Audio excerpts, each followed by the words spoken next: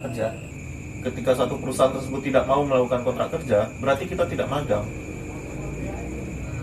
Jadi yang kita lakukan ya kunjungan kerja, kunjungan sekolah. Iya, betul. Tapi menurut Bung, apakah magang ini hanya cukup dilakukan oleh kaum pelajar gitu? Bukankah, atau gimana Bung? Atau mungkin nggak magang ini konsepnya dibawa juga secara umum gitu, terbuka untuk masyarakat luas? Karena bisa kita lihat kalau di setiap lowongan pekerjaan itu ya dibutuhkan posisi ini dengan persyaratan minimal pengalaman.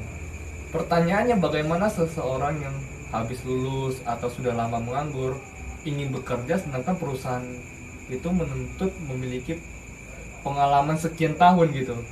Ya benar. Jadi saya rasa ini menjadi suatu tantangan tersendiri juga, karena tidak semua perusahaan terbuka untuk fresh graduate. Ada, tapi kan tidak semuanya gitu. Menurutmu gimana? Apakah magang itu bisa dijadikan sebagai solusi untuk menutup persyaratan itu?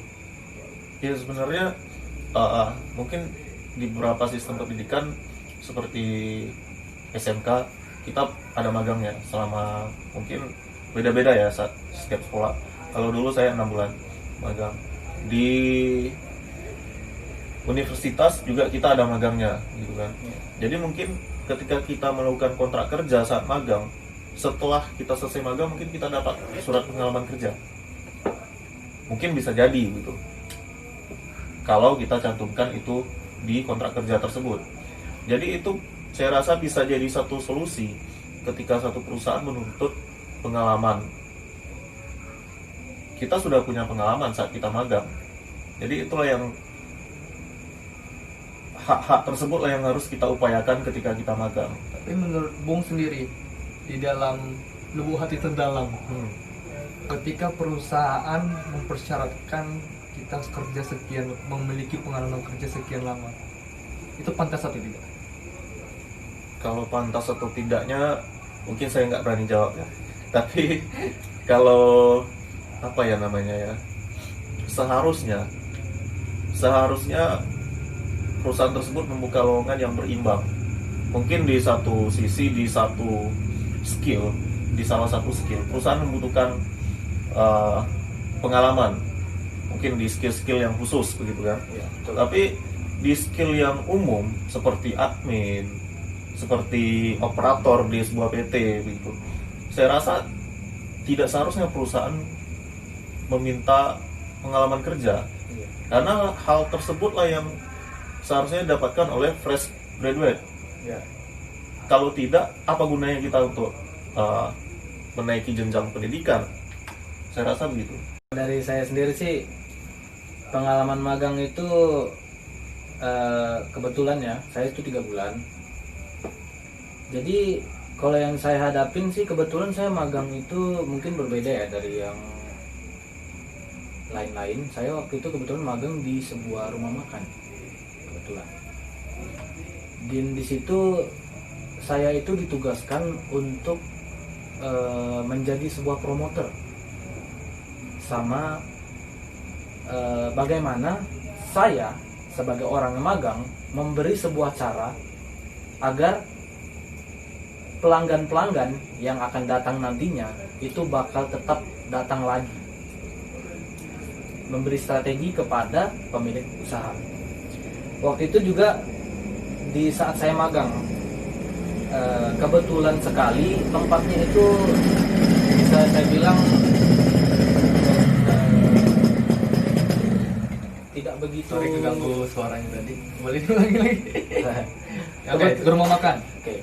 Kebetulan saat saya magang di rumah makan itu, kebetulan itu tempat sangat tidak bisa dibilang kurang menarik. Di situ dia masih manual semua.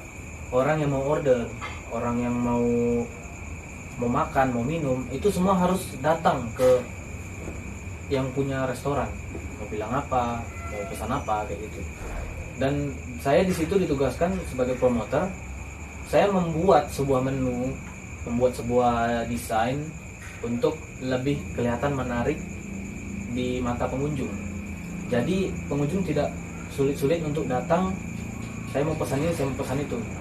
Dan yang saya alami sih terus terang dalam soal upah ya, dalam soal upah di situ saya tidak dapat banyak. Saya cuman diberi sebuah bisa dibilang makan saya di situ ditanggung, uang transportasi ya sehari-hari Bung ya. ya sehari-hari lah. Dan saya nggak dapat yang istilahnya yang benar-benar berupa sebuah upah atau apapun itulah, karena emang kebetulan saya lihat juga kondisinya rumah makan itu nggak berkembang besar, karena bisa dibilang baru, dia belum berani memberi saya upah. Tapi yang saya lihat karena kondisi seperti itu, saya mengiyakan saja, saya menjalankan saja, asal kita sama-sama nyaman. Tapi waktu itu kenapa saya bisa dapat kebutuhan sehari-hari seperti makan, uang transport atau segala macam itu, karena saya bilang transport atau makan, tapi saya diupah. Tapi kebetulan yang punya pemilik rumah makan itu dia tidak berani karena omsetnya masih kecil. Jadi saya mengubah cara itu menjadi menanggung kebutuhan sehari-hari saya aja ketika saya datang. Karena waktu itu kebetulan saya datang ke sana untuk magang itu tidak setiap hari saya datang. Bisa dalam seminggu itu bisa 2 kali, kadang 3 kali, dalam 3 bulan. Dan alhamdulillah pas di bulan keempat saya mulai meninggalkan tempat itu, dia sudah besar dan dia buka cabang juga 1. Ya saya terus terang puas sih, tapi ya untuk pengalaman menurut saya ya hanya sebatas gitu doang, karena saya nggak bisa mendapatkan yang lebih dari magang tersebut, karena emang apesnya yaitu masih kayak baru banget. Berarti di situ ada negosiasinya Bung ya? Ada. Supaya dapat biaya sehari-hari tersebut. Ada. Itu karena saya menanggulanginya dengan cara seperti itu. Saya negosiasi aja bagaimana saya bakal bantu dia sebisa mungkin. Semampu saya akan bantu bagaimana caranya untuk menarik pelanggan untuk menuju rumah makan itu. Saya juga membuat brosur. Saya juga membuat penampilan semenarik mungkin untuk menarik pelanggan. Nah, itu. Jadi lanjut Bung. saya negosiasinya, saya bilang seperti tanggung saja. Kapan saya datang, disitulah saya dapat apresiasinya. Seperti itu. Nah, itulah yang dibutuhkan kan Bung, negosiasi. Walaupun tidak terjadi kontrak kerja, tapi itu kan sebagai gantinya negosiasi tersebut. Itulah yang mungkin harus kita gaungkan kepada kawan-kawan gitu kan. Jangan takut untuk melakukan negosiasi ataupun kontrak kerja, karena kita memang punya hak untuk melakukan hal tersebut.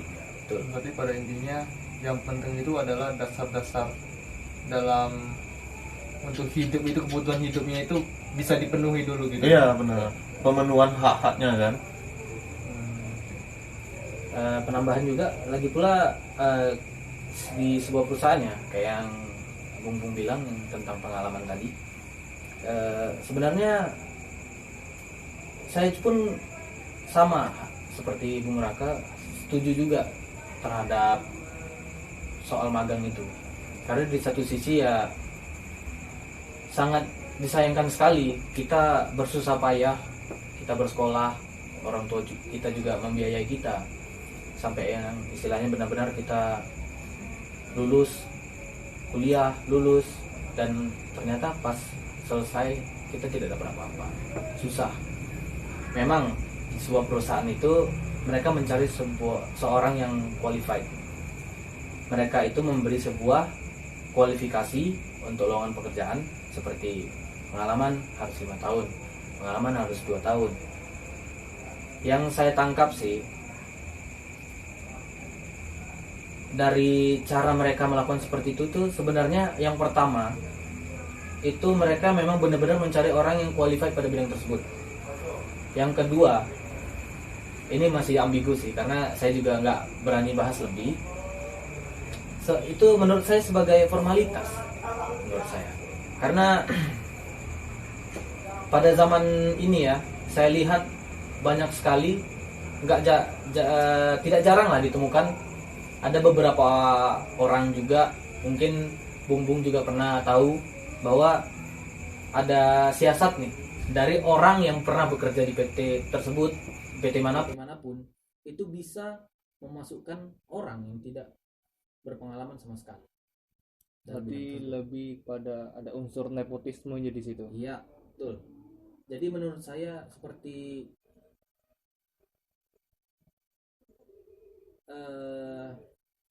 penyaringan. Ya, mereka benar-benar untuk hanya sekedar inilah membantu contohnya. Padahal yang namanya di dunia kerja ya, pasti kita juga butuh skill. Tapi ironis menurut saya sih, ada di luar sana yang banyak dan memiliki istilahnya ya skill-skill yang dia pandai, tapi dia apply sebuah pekerjaan, dia kalah oleh orang tersebut yang tidak memiliki pengalaman sama sekali karena dibantu oleh oknum di dalam perusahaan. Jadi menurut saya pengalaman seperti itu tuh cuman sekedar formalitas menurut saya. Pengalaman berapa tahun di persyaratan hanya sebatas formalitas. Iya. Kalau pengalaman 1 tahun atau 2 tahun mungkin menurut saya itu hanya formalitas. Tapi kalau dibutuhkan misalnya emang 5 tahun, 6 tahun atau yang lebih, itu saya maklum. Itu karena itu mereka benar-benar mencari yang qualified sekali pada bidang tersebut. Itu biasanya skill-skill yang khusus, Bang. Iya, betul. Orang-orang yang benar-benar memiliki sertifikat dan keahlian yang benar-benar sudah di luar kepala lah pada bidang tersebut. Tapi kalau yang untuk 1 tahun 2 tahun saya masih rancu sih. Oke, pada berikut kali ini mengingat waktu nih ya. Ya. Kepada Bung Raka, apa pesan Anda yang ingin Anda sampaikan terhadap TKA ataupun magang? Mungkin dari sisi kita sebagai pencari kerjanya, Bung ya. Nah, dari sisi pencari kerjanya, pesan saya yang pertama, jangan mengikuti stereotip yang ada terhadap tenaga kerja asing.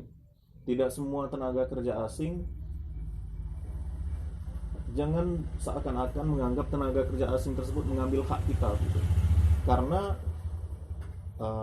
saya yakin mereka yang datang ke Indonesia adalah mereka yang benar-benar qualified terhadap beberapa skill.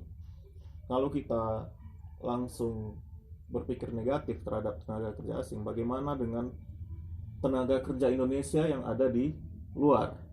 Kenapa orang-orang luar begitu welcome dengan tenaga kerja Indonesia?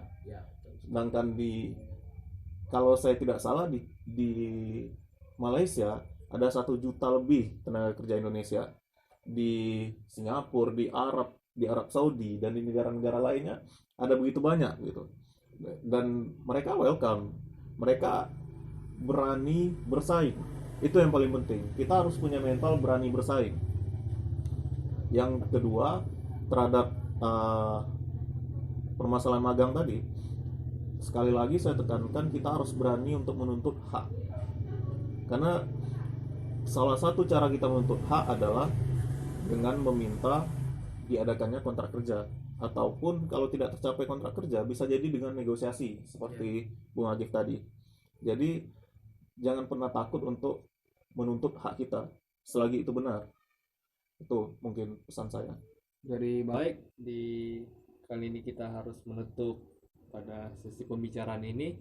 Saya Kelvin Cheng, dan berikut ada Raka Tama Putra sebagai dari Nyang Aksara, dan teman saya Bang Agif, seorang S1 manajemen. Terima kasih.